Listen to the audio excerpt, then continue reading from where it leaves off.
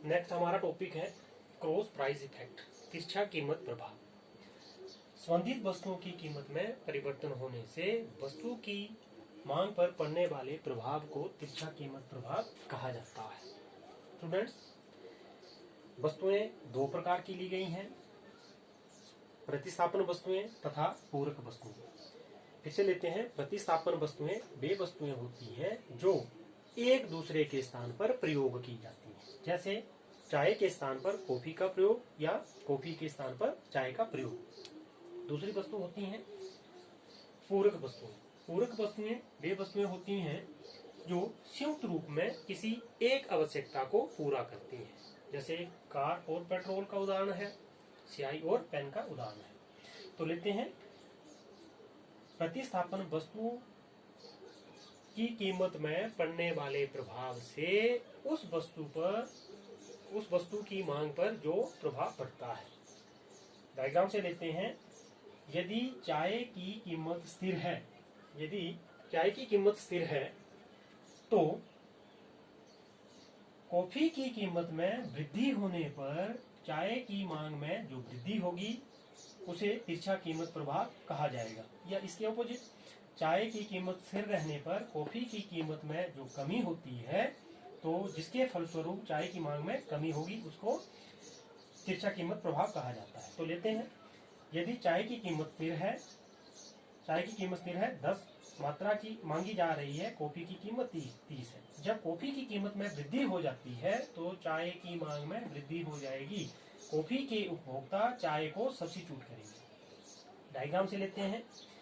ओ x अक्ष पर हमने चाय की कीमत, ओ वाई अक्ष पर चाय की मांग को, ओ एक्स अक्ष पर चाय की मात्रा को, ओ वाई अक्ष पर चाय की कीमत को दिखाया गया है।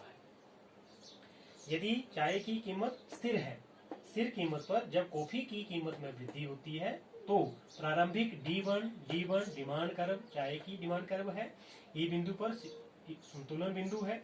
जब कीमत कॉफी की कीमत बढ़ जाती है तो चाय की डिमांड में वृद्धि होगी, D1 से बढ़कर D2 डिमांड कर्व हो जाएगी। अब इक्विलिब्रियम E2 पर होगा और 10 के स्थान पर 20 मात्रा मांगी जा रही है। तो ये जो वृद्धि है ये तिरछा कीमत प्रभाव कहलाता है।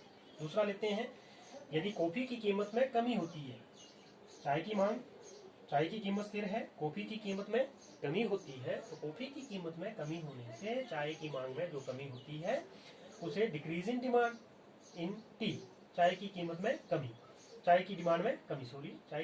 कमी से दिखाया जा सकता है। ओ एक्स अक्ष पर हमने चाय की मात्रा, ओ वाई अक्ष पर चाय की कीमत को दिखाया गया। जब कीमत स्थिर है, D1 प्रारंभिक मांग वक्र है, Q1 मांगी जा रही मात्रा, लेकिन जब चाय कॉफी की कीमत में कमी हो जाती है तो चाय की मांग में जो कमी होगी, अब नया मांग वक्र D2 जो संतुलन बिंदु E पर होगा, E1 से E2 जो कमी होगी, इसे चाय की मांग में जो कमी होगी उसे डिक्रीज इन डिमांड कहा जाएगा। इसी तरह से दूसरा लेते हैं, कॉम्प्लीमेंट्री गुड्स। पूरक वस्तुएं वे वस्तुएं होती हैं जो संयुक्त रूप में किसी आवश्यकता को पूरा करती हैं, जैसे कार और पेट्रोल। यदि पेट्रोल की कीमत में वृद्धि होने पर, शेड्यूल से लेते हैं, पेट्रोल की कीमत में वृद्धि होने पर कार की मांग में कमी हो जाएगी। इसी तरह से पेट्रोल की कीमत में कमी होने पर कार की मांग में वृद्धि हो जाएगी। यदि यहाँ पर लिया है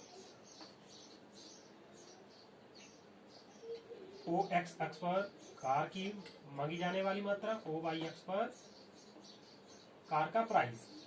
यदि कार की कीमत स्थिर है, पेट्रोल की कीमत में वृद्धि होने पर कार की मांग में कमी हो जाएगी। प्रारंभिक मांग वक्र D1 कार की प्रारंभिक मांग वक्र है, ई बिंदु पर संतुलन है, OQ1 मात्रा मांगी जाती है। लेकिन जब पेट्रोल की कीमत में वृद्धि होती है तो नया डिमांड कर्व, कार की मांग में कमी होगी, नया demand curve D2 demand curve जो संतुलन बिंदु ई पर होगा और कार की मांगी जाने वाली मात्रा में कमी हो जाएगी। अब ओ क्यू के स्थान पर कार की मात्रा ओ क्यू 2 मांगी जाएगी। ये जो कमी होगी, decrease in demand of car due to price of petrol.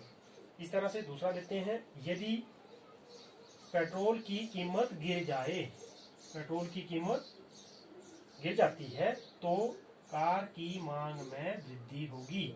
प्रारंभिक स्थिर कीमत पर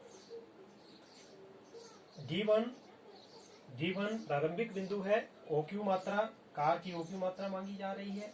जब पेट्रोल की कीमत में कमी होगी तो नया D2 बकर कार की मांग में वृद्धि होगी, जो नया D2 बकर होगी। अब संतुलन बिंदु E पर होगा और OQ2 मात्रा मांगी जाएगी। तो E1 से E2 में जो वृद्धि होगी, ये increase in demand of car.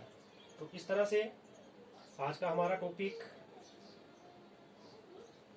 Cross price effect था। Thank you, have a nice day.